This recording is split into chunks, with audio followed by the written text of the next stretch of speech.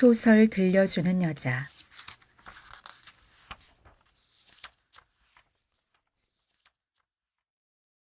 엄마의 죽음을 알리면서 시작해 나의 살인을 거쳐 나의 사형 집행을 예고하며 끝나는 죽음에 관한 소설.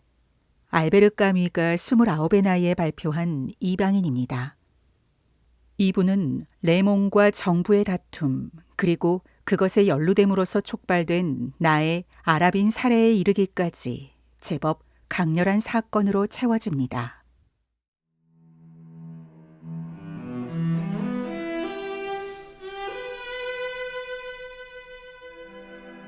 이방인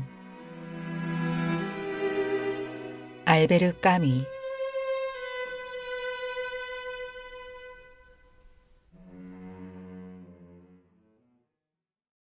오늘 아침 마리가 같이 있게 되어서 나는 점심을 같이 먹자고 말해놓고 고기를 사러 내려갔다. 돌아오니 레몽의 방에서 여자의 목소리가 들려왔다. 조금 뒤에는 살라마노 영감이 개를 꾸짖는 소리가 들렸다. 나무 계단 위에서 구두창 소리와 개가 발톱으로 긁는 소리가 나더니 빌어먹을 망할 자식 하는 소리가 들려왔다. 그들은 길가로 나가버렸다. 마리에게 영감의 이야기를 해주었더니 마리는 웃었다. 마리는 내 파자마를 입고 소매를 걷어 올리고 있었다. 그녀가 웃었을 때 나는 또다시 정욕을 느꼈다. 조금 뒤에 마리는 자기를 사랑하느냐고 물었다. 그런 것은 쓸데없는 말이지만 사랑하는 것 같지는 않다고 대답했다. 마리는 슬픈 표정을 지었다. 그러나 점심을 준비하면서 아무 이유도 없이 허리가 끊어지게 웃기에 나는 또 키스를 해주었다. 바로 그때 레몽의 방에서 말다툼 소리가 터져나왔다. 먼저 여자의 날카로운 목소리가 들리더니 곧이어 레몽이 소리쳤다. 요년이 나를 골려먹으려고 했겠다. 골려먹으려다가 당한 맛이 어떤가 좀 봐. 이어서 퍽퍽 소리가 나고 여자가 비명을 질렀는데 너무나 비참한 소리여서 층계참에 곧 사람들이 모여들었다. 마리와 나도 복도로 나갔다. 여자는 여전히 소리를 지르고 레몽은 여전히 때리는 것이었다. 마리는 사태가 험악하다고 말했으나 나는 아무 대답도 하지 않았다. 그녀는 나에게 경찰을 불러오라고 했지만 나는 경찰이 싫다고 말했다. 3층에 사는 납땜장이와 함께 경찰 한 사람이 들어왔다. 경찰은 문을 두드렸으나 아무 대답도 없었다. 더 크게 두드리자 조금 후에 여자의 울음소리가 들리고 레몽이 문을 열었다. 그는 입에 담배를 문 채 유순한 태도를 보였다. 여자가 문으로 뛰어나와 경찰에게 레몽이 자신을 때렸다고 말했다. 이름이 뭐야? 하고 경찰이 물었다. 레몽이 대답하자 말을 할 땐 담배를 입에서 떼시오 하고 경찰이 말했다. 레몽은 망설이며 나를 쳐다보더니 담배를 입에 문 채 그대로 있었다. 그러자 경찰은 두꺼운 손바닥으로 힘껏 레몽의 따귀를 올려붙였다. 레몽은 안색이 변했으나 당장에는 아무 말도 하지 않았다. 그러더니 공손한 목소리로 꽁초를 주워도 되겠냐고 물었다. 경찰은 그러라고 하면서 덧붙였다. 다음부터는 경찰이 허수아비가 아니라는 걸 알아두도록 해. 그동안 여자는 줄곧 울면서 같은 말을 되풀이했다. 날 때렸어요. 기둥서방 노릇하는 포주예요. 경찰 선생님 하고 이번에는 레몽이 물었다. 남자에게 포주라는 말을 해도 좋다는 조항이 법률에 있습니까? 경찰은 잔소리 마라 하고 호통을 쳤다. 그러자 레몽은 여자에게로 고개를 돌리고는 두고 봐 요년아, 다시 만날 일이 있을 테니 하고 말했다. 경찰은 레몽에게 닥치라고 한 다음 여자는 가도 좋고 레몽은 방으로 들어가서 경찰의 소환을 기다려야 한다고 말했다. 그는 덧붙여서 레몽에게 그렇게 몸이 떨리도록 술에 취했으면 부끄러운 줄 알라고 말했다. 경찰 선생님, 전 취하지 않았습니다. 그저 경찰 앞에 서 있으니 떨릴 뿐이지 별 도리가 있습니까? 레몽이 말을 마치고 문을 닫아버리자 구경꾼들도 모두 가버렸다. 마리와 나는 점심 준비를 끝마쳤으나 그녀는 먹고 싶은 생각이 없다기에 내가 혼자서 거의 다 먹었다. 마리는 1시에 가버리고 나는 잠을 조금 더 잤다.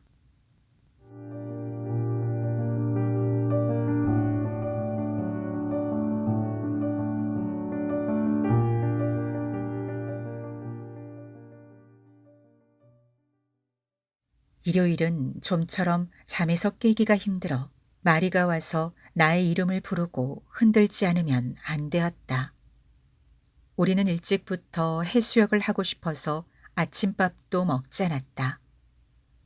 나는 갑자기 피곤해지면서 머리가 조금 아팠다. 담배를 피워도 맛이 썼다. 마리는 나더러 초상집에 간 사람 같은 얼굴을 하고 있다며 놀려댔다. 마리는 흰옷을 입고 머리카락을 풀어 늘어뜨린 차림이었다. 예쁘다고 말하자 기뻐하며 웃었다. 내려오는 길에 우리는 레몽의 방문을 두드렸다. 레몽은 곧 내려온다고 대답했다. 길가로 나서자 필요한 데다 덧문을 열지 않고 있었던 탓에 벌써 퍼질 대로 퍼진 햇빛 때문에 나는 마치 딱이라도 얻어맞은 것 같았다. 마리는 기뻐서 깡총거리며 날씨가 좋다고 몇 번이고 되풀이해 말했다. 이윽고 레몽이 그의 방문을 닫는 소리가 들렸다. 그는 푸른 바지와 소매가 짧은 흰 셔츠를 입고 있었다. 게다가 밀짚 모자를 쓰고 있어서 마리는 우습다고 야단이었다. 그리고 허연 팔목은 검은 털로 덮여 있었다. 그것이 나에게는 좀 보기 싫게 느껴졌다. 휘파람을 불면서 내려온 그는 잠옷 만족한 눈치였다. 레몽은 나에게 잘 잤나 자네 라고 말한 다음 마리를 마드모아젤이라고 불렀다. 그 전날 나는 경찰서에 함께 가서 그 계집이 레몽에게 버릇없이 굴었다고 증언했다. 레몽은 경고를 받고 나왔다. 나의 진술을 트집 잡는 사람은 없었다. 문 앞에서 레몽과 의논을 해 버스를 타기로 결정했다. 바닷가는 그다지 멀지 않았지만 그렇게 하면 더 빨리 갈 수 있을 것이기 때문이었다. 레몽은 그의 친구도 우리가 일찍 오는 것을 기뻐하리라고 생각하고 있었다. 우리는 알제 교회에서 내렸다. 바닷가는 정류장에서 멀지 않았다. 그러나 바다를 굽어보며 내리뻗친 조그만 언덕을 지나가지 않으면 안 되었다. 언덕에는 눈부시게 푸르른 하늘을 배경으로 노란 돌들과 하얀 국화들이 뒤덮여 있었다. 레몽의 친구는 해변 기슭에 조그만 나무 별장에 살고 있었다. 집은 바위를 등지고 있었는데 집의 앞쪽 밑을 떠받치는 기둥들은 물속에 잠겨 있었다. 레몽이 우리를 소개했다. 친구는 마송이라는 이름을 가진 어깨가 건장하고 키가 큰 사람으로 동그랗고 예쁘장하게 생긴 파리 말씨를 쓰는 자그마한 여자와 함께 있었다. 마송이 헤엄을 치러 가자고 했으나 그의 아내와 레몽은 가고 싶어 하지 않았다. 우리들 셋이서 바닷가로 내려가자 마리는 곧 물속으로 뛰어들었다. 마송과 나는 잠시 동안 기다렸다. 발밑에선 모래가 뜨거워지기 시작했다. 물속으로 들어가고 싶은 욕망을 좀 더 참았다가 나는 마송에게 들어가 볼까요? 하고 말한 다음 뛰어들었다. 마송은 천천히 물속으로 들어가 발이 땅에 붙지 않게 되어서야 몸을 던졌다. 그는 개구리 헤엄을 쳤으나 퍽 서툴러서 나는 그를 남겨두고 마리에게로 헤엄쳐 갔다. 물은 차가웠고 헤엄을 치니 유쾌했다. 마리와 함께 멀리까지 나가기도 했는데 우리는 몸짓과 만족감에 있어 서로 일치감을 느낄 수 있었다. 햇볕은 거의 수직으로 모래 위에 쏟아져 내리고 있었고 바다 위로 반사되는 그 빛은 견디기 어려울 지경이었다. 바닷가에는 아무도 없었다. 나는 맨머리 위로 내리쬐는 태양 때문에 반쯤은 잠이 들어 있어서 아무것도 생각할 수 없었다. 그때 레몽이 마송에게 뭐라고 말하였으나 나는 잘 듣지 못했다. 그러나 그와 동시에 나는 바닷가 저편 아주 멀리서 푸른 작업복 차림의 아랍인 둘이 우리 쪽으로 걸어오고 있는 것을 보았다. 내가 레몽을 쳐다보자 그는 그 자식이야 하고 말했다. 우리들은 걸음을 멈추지 않았다. 마송은 그들이 어떻게 여기까지 우리를 따라올 수 있었을까 이상하게 여겼다. 나는 우리들이 해수욕 가방을 가지고 버스를 타는 것을 그들이 봤을 터라고 생각했지만 아무 말도 하지 않았다. 아랍인들은 천천히 걸어오고 있었는데 이제 거리가 훨씬 가까워져 있었다. 우리들은 걷는 속도를 바꾸지 않았다. 레몽이 말했다. 싸움이 벌어지면 마송, 자넨 둘째 녀석을 붙들게. 저 녀석은 내가 맡음새. 메르소, 자넨 또 다른 놈이 오면 맡게. 그러지. 하고 나는 말했다. 마송은 두 손을 호주머니 속에 넣었다. 뜨겁게 단 모래가 지금 나에게는 붉게 보였다. 우리는 일정한 걸음으로 아랍인들에게로 걸어갔다. 그들과 우리 사이의 거리는 점점 줄어들었다. 몇 걸음 되지 않는 간격을 두고 서로 가까워졌을 때 아랍인들이 멈춰섰다. 마송과 나는 걸음을 늦추었다. 레몽은 바로 그가 맡은 녀석에게로 갔다. 그가 뭐라고 했는지 못 들었으나 아랍 녀석이 머리로 받는 신용을 했다. 그러자 레몽은 먼저 한 대 때려놓고 곧 마송을 불렀다. 마송은 미리 지목했던 녀석에게로 가서 힘껏 두 번 후려 갈겼다. 상대편 녀석은 얼굴을 바닥에 박고 물속에 나둥그러졌다. 그러고는 잠시 그대로 있었는데 머릿개로부터 거품이 물 위로 부글거리고 있었다. 그러는 동안에 레몽도 후려 갈겨서 그 아랍 녀석의 얼굴은 온통 피투성이가 되었다. 레몽은 나에게로 고개를 돌리며 말했다. 자식, 꼬락서니 좀 봐. 조심해, 그놈 단도를 가졌어. 하고 내가 말했지만 레몽은 이미 팔을 찔리고 입을 찢겼다. 마송이 후닥닥 뛰쳐나갔으나 아랍 녀석도 일어나서 무기를 가진 녀석 뒤로 가서 섰다. 우리들은 움직이지 않았다. 그들은 우리들에게서 눈을 떼지 않고 단도로 위협하면서 천천히 뒷걸음질 쳤다. 그러고는 충분한 거리를 갖게 되자 불이 나게 달아나 버렸다. 우리는 오랫동안 해변을 거닐었다. 태양은 찍어 누르는 듯 했다. 햇빛은 모래와 바다 위에 부서져 반짝였다. 바닷가 끝까지 가서 우리는 마침내 커다란 바위 뒤에서 바다를 향해 모래 바탕 속을 흐르고 있는 조그만 샘가에 이르렀다. 거기서 우리는 그 아랍인 둘을 다시 만났다. 그들은 기름기가 밴 푸른 작업복을 입고 누워 있었다. 마음이 거의 가라앉은 듯 아주 태연스러운 모습이었다. 레몽을 찌른 녀석도 아무 말 없이 레몽을 바라보았다. 또 한 녀석은 조그만 갈대피리를 불고 있었는데 곁눈으로 우리들을 바라보며 그 악기로 낼 수 있는 세 가지 소리를 되풀이하는 것이었다. 그동안 그곳에는 다만 햇빛과 침묵 그리고 졸졸 흐르는 샘소리와 피리의 세 가지 음향만이 존재할 뿐이었다.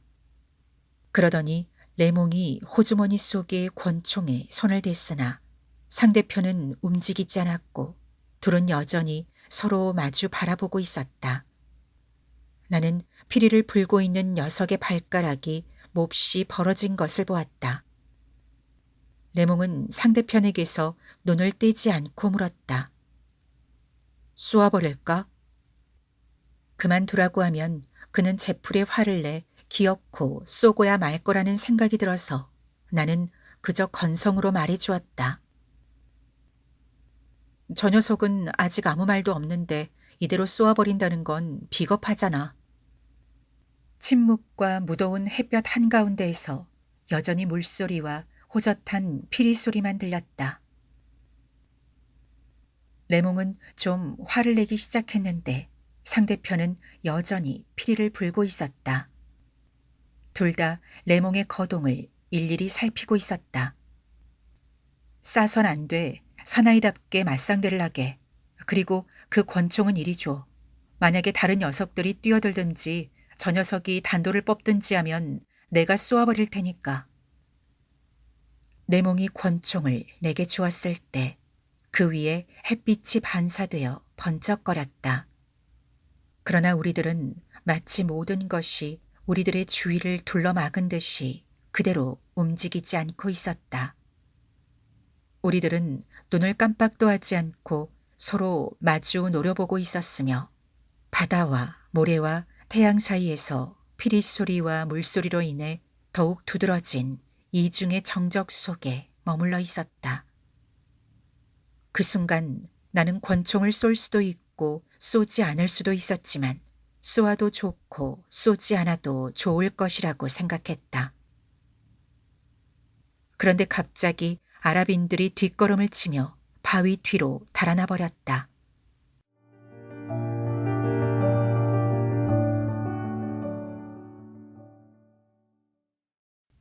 나는 별장까지 그와 함께 왔다.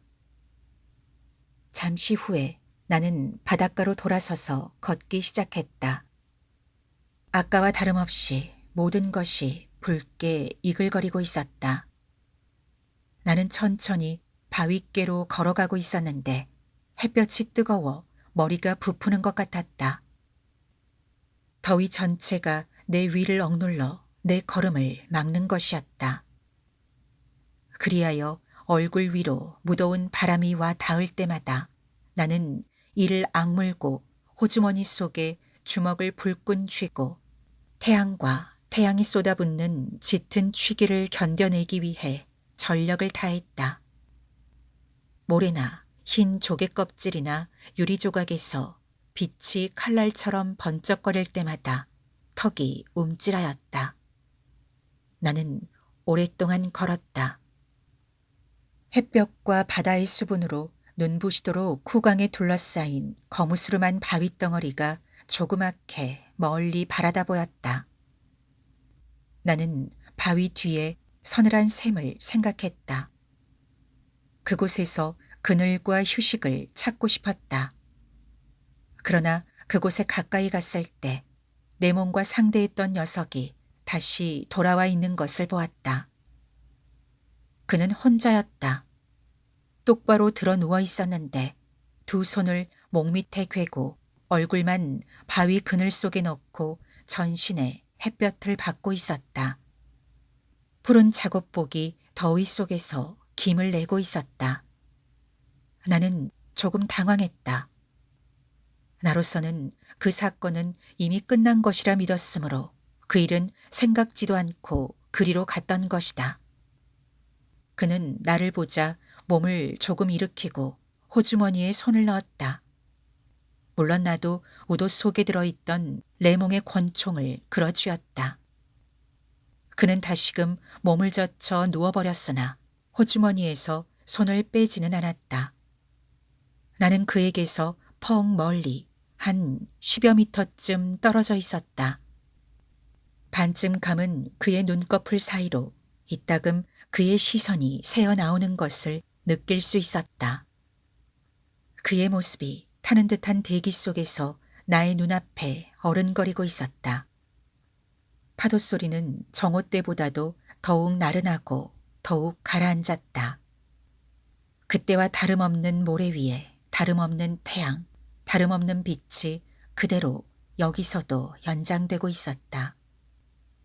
벌써 2시간 전부터 오후는 걸음을 멈추고 2시간 전부터 끓는 금속 같은 바닷속에 닻을 던졌던 것이다.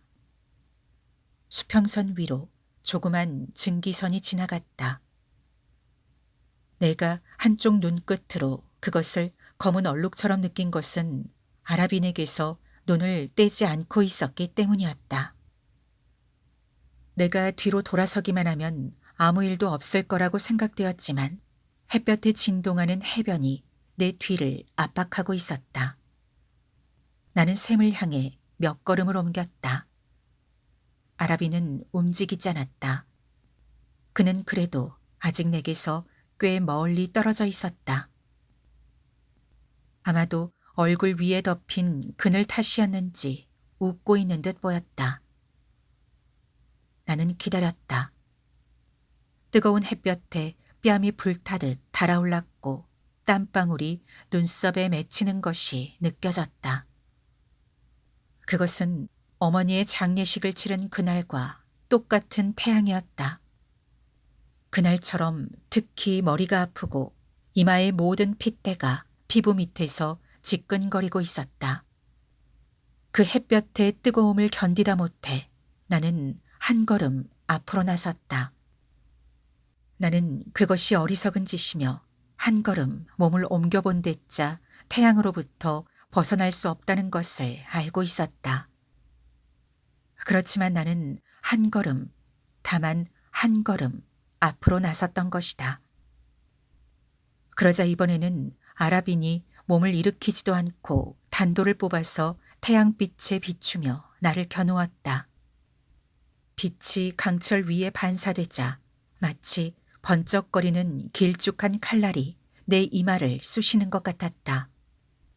그와 동시에 눈썹에 맺혔던 땀이 한꺼번에 눈꺼풀 위로 흘러내려 미지근하고 두터운 막이 되어 눈두덩을 덮어버렸다. 이 눈물과 소금의 장막에 가려서 나의 눈은 보이지 않았다. 다만 이마 위에 울리는 태양의 심벌주 소리와 단도에서 뻗쳐나오는 눈부신 빛의 칼날을 느낄 수 있을 뿐이었다. 그 뜨거운 칼날은 나의 속눈썹을 쑤시고 아픈 두 눈을 파헤쳤다. 바로 그때였다. 모든 것이 기우뚱한 것은. 바다는 답답하고 뜨거운 바람을 실어왔다. 하늘은 활짝 열리며 불을 쏟아놓는 듯하였다. 나의 온몸이 긴장하여 권총을 힘있게 그어쥐었다. 방아쇠가 당겨졌고 나는 권총 자리에 미끈한 배를 만졌다. 그리하여 짤막하고도 요란스러운 소리와 함께 모든 것이 시작되었다. 나는 땀과 태양을 떨쳐버렸다. 내가 한낮의 균형과 내가 행복을 느끼고 있던 바닷가의 예외적인 침묵을 깨뜨려 버렸음을 깨달았다. 그때 나는 쓰러진 몸뚱이에 다시 내 방을 쏘았다. 총탄은 보이지도 않게 깊이 들어박혔다. 그것은 마치 내가 불행의 문을 두드린 4번의 짧은 노크 소리인 듯했다.